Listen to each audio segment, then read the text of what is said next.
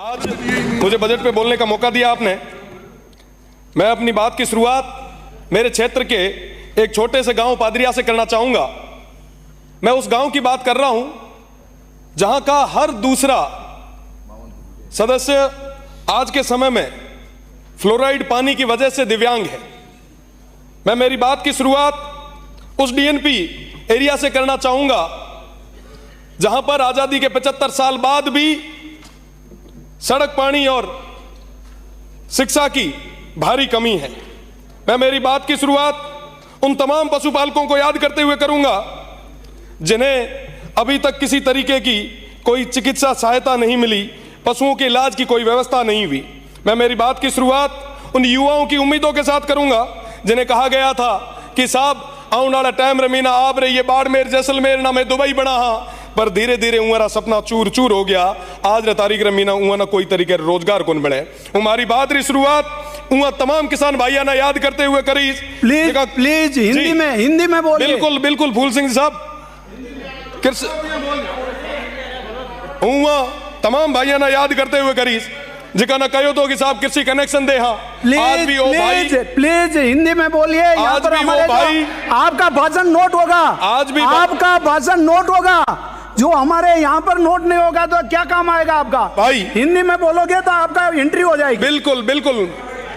आज भी हमारे वो किसान भाई हाथ में पर्चियां लेके घूम रहे।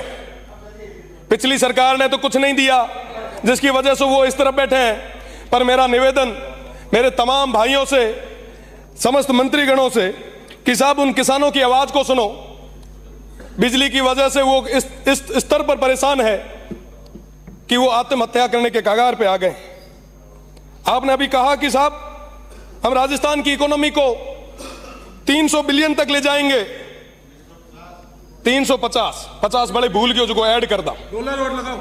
350 बिलियन डॉलर बिना समझ में को नहीं आया कि साहब आप 350 बिलियन की बात तो करो पर सीमांत क्षेत्र था छोड़ दियो।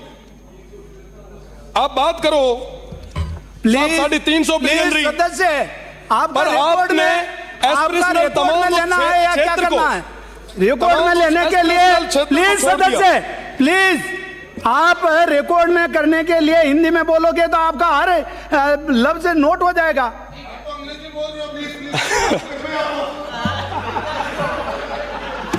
आज भी मेरा क्षेत्र इंदिरा गांधी नहर का वो एक्सटेंशन का इंतजार कर रहा है।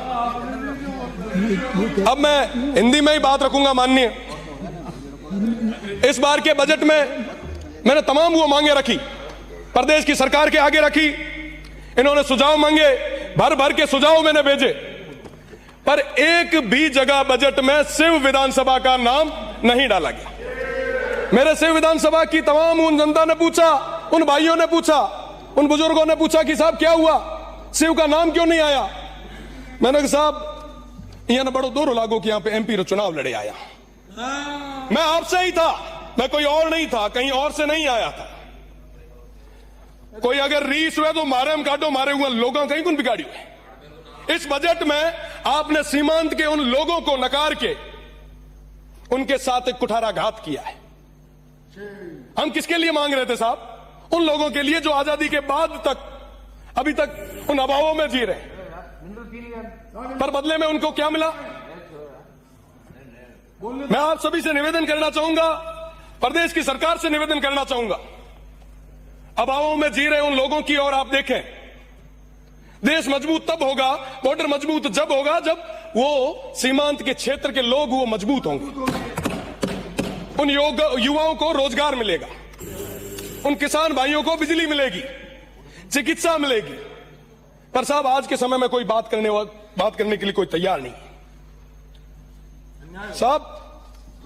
कोई भी अगर बात है, कोई भी चीज है, आप हमसे करें। ये हो गया इनका। उन सीमांत के लोगों को किसी भी चीज की कोई सजा ना दे।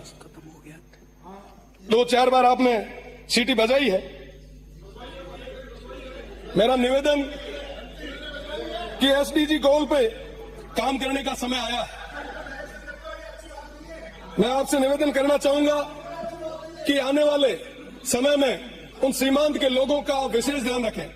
साथ ही साथ शिक्षा और चिकित्सा में हालात बद से बदतर होते जा रहे हैं, सारी सीटें खाली पड़ी है, पानी की कमी इस स्तर पे है कि जो नर्मदा स्कीम 2017 में पूरी होनी थी वो अभी तक पेंडिंग चल रही है। जल जीवन मिशन की अगर मैं बात करूं तो जल जीवन मिशन अभी तक धरातल तक पहुंच ही नहीं पाया है, काम आधा अधूरा है, कोई मॉनिटरिंग किसी स्तर की नहीं है। भ्रष्टाचार की अगर मैं बात करूं तो गडरा ब्लॉक की अगर मैं बात करूं, सिर्फ एक गडरा ब्लॉक जो सीमांत का आखिरी ब्लॉक है, वहां पे डिस्कॉम में आईएनजीएम से लेके नीचे स्टोर कीपर तक सब भ्रष्टाचार में लिप्त है, कोई सुनने वाला नहीं है। किसान आज खून के आंसू रो रहा है। मेरा निवेदन है कि उस गडरा ब्लॉक में जो कहीं ना कहीं सीमांत क्षेत्र पे है वहां पे एक बस स्टैंड की जरूरत थी। मैंने कई बार आपकी सरकार से निवेदन किया कि वो देश का आखिरी बस स्टैंड है, आप बनवाएं। छोटी छोटी चीजें हमारे वो जो लोग हैं वो मांग रहे थे, पर आप वर्तमान के इस बजट में दे नहीं पाए। मुझे लगता है साहब कि ये हमारे लिए निराशाजनक बजट रहा।